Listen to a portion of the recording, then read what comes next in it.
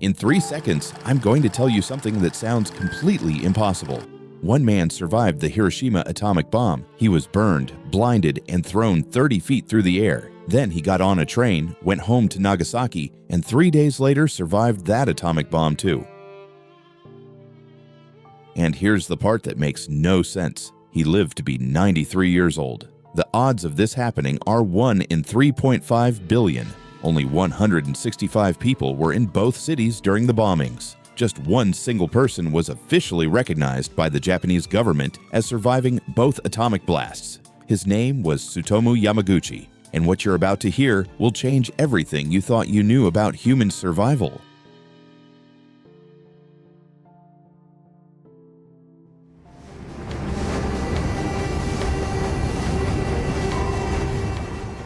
One minute, 60 seconds. That's all that separated Tsutomu Yamaguchi from being instantly vaporized into nothing. It was supposed to be a routine Monday morning. Yamaguchi was a 29-year-old engineer for Mitsubishi Heavy Industries. He'd been in Hiroshima for 3 months, designing oil tankers for Japan's struggling war effort. August 6 was meant to be his last day. He was literally walking to the train station with 2 colleagues, ready to go home to his wife and infant son in Nagasaki. Then he realized something. His hanko, his personal seal that every Japanese person needs for official documents, was sitting back at the office. In Japan, forgetting your hanko is like forgetting your identity. So Yamaguchi told his colleagues to go ahead. He'd catch up. At exactly 8:15 a.m., Yamaguchi heard the drone of an American B-29 bomber. The Enola Gay was flying at 31,000 feet. He looked up and saw something strange. 2 parachutes were floating down from the plane. These weren't people. They were instrument packages designed to measure what was about to happen. Then came the flash.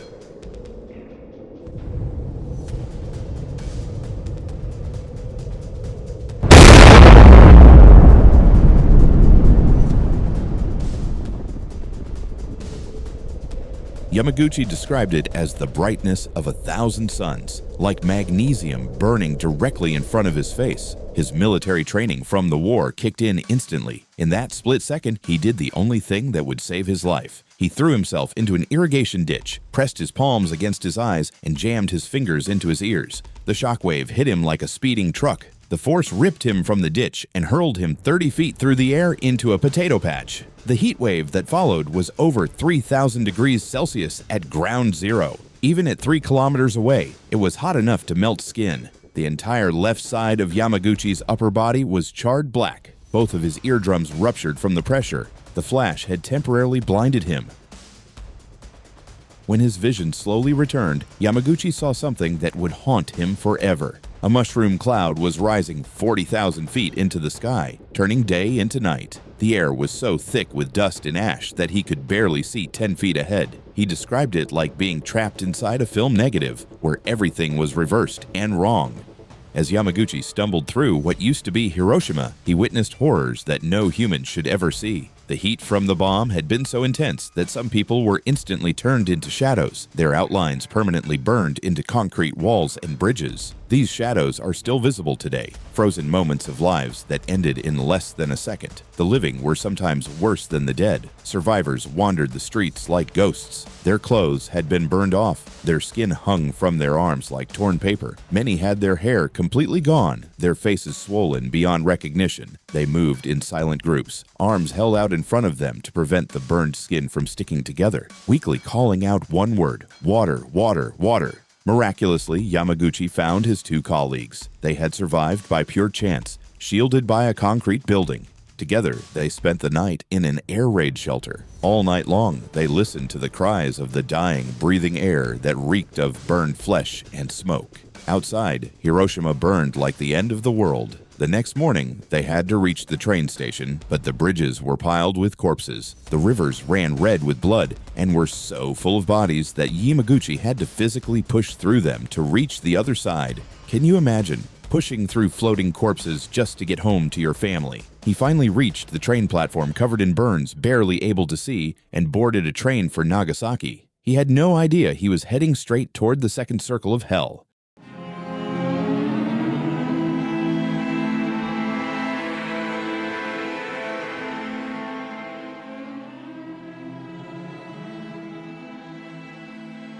When Yamaguchi arrived home in Nagasaki on August 8th, his own family didn't recognize him. His 5-month-old son cried at the sight of him. His wife Hisako thought she was seeing a ghost. The left side of his face was charred black. His hair was gone. His arms were covered in burns so severe that a former classmate who worked at the hospital said he looked like a monster from a nightmare. But here's what's absolutely insane. Despite being unable to walk properly, despite the fever and the pain, Yamaguchi reported to work on August 9th. In Japanese culture, duty comes before everything, even near-death experiences. So there he was, wrapped in bandages like a mummy, sitting in Mitsubishi's Nagasaki office. His supervisor took one look at him and demanded an explanation. When Yamaguchi described how a single bomb had destroyed all of Hiroshima, how it had killed 100,000 people in seconds, his boss literally laughed in his face. "You're an engineer," his supervisor said, shaking his head. "You should know that's technically impossible. One bomb cannot destroy an entire city." At exactly 11:02 a.m., while those words were still hanging in the air, the room exploded with white light. Yamaguchi knew instantly what was happening. He screamed at everyone to get down and dove under his desk.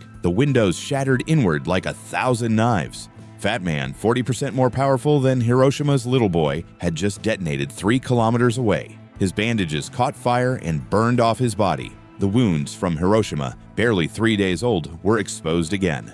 But Yamaguchi was alive. He had just become the only person in history to be at ground zero for both atomic bombs ever used in warfare.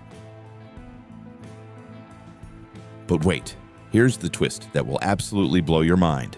Nagasaki was never supposed to be bombed. The B-29 bomber called Boxcar was heading for Kokura, a major weapons manufacturing city, but when they arrived, clouds completely covered the target. They circled 3 times, burning fuel. Unable to see through the cloud cover, running low on fuel, they turned toward their secondary target, Nagasaki. If the weather had been clear that morning, if those clouds hadn't been there, Kokura would have been destroyed, and Yamaguchi would have been just another Hiroshima survivor. Instead, a weather pattern made him the unluckiest lucky man in human history. Racing through his second nuclear apocalypse in 3 days, Yamaguchi found his wife and baby son hiding in a tunnel. They had minor injuries but were alive. However, they had been caught in what locals called the Black Rain. This wasn't normal rain, it was radioactive fallout, thick and oily, that fell like toxic tar from the mushroom cloud. That poisonous rain would slowly kill his wife decades later. According to every medical expert, Tsutomu Yamaguchi should have died 200,000 times over. The amount of radiation he absorbed from both bombs should have destroyed his body at the cellular level. Let me explain exactly what should have killed him. At ground zero, temperatures reached 3,000 degrees Celsius. People were literally vaporized, leaving only shadows. At 1 kilometer from the blast, the survival rate was less than 10%. At 5 kilometers, most people lived. Yamaguchi was exactly 3 kilometers from both blasts. He was in what scientists call the death zone, that narrow margin where survival depended on pure chance. And he hit those odds twice. The radiation literally tore his DNA apart. For 15 years after the bombings, his hair wouldn't grow. His white blood cell count dropped so low that any infection should have killed him. He developed cataracts in both eyes, making him nearly blind. He got leukemia, which kills most people within 5 years. He lost most of his hearing in one ear. His fever spiked so high that doctors were amazed his brain didn't cook inside his skull. But here's what makes no sense. Most survivors of just one atomic bomb died young from cancer and radiation sickness. Yamaguchi lived to 93. Scientists now believe he might have had a genetic mutation that made his body incredibly efficient at repairing DNA damage. But even that doesn't fully explain it. His survival remains one of medicine's greatest mysteries. For 60 years, Yamaguchi kept his double survival a secret.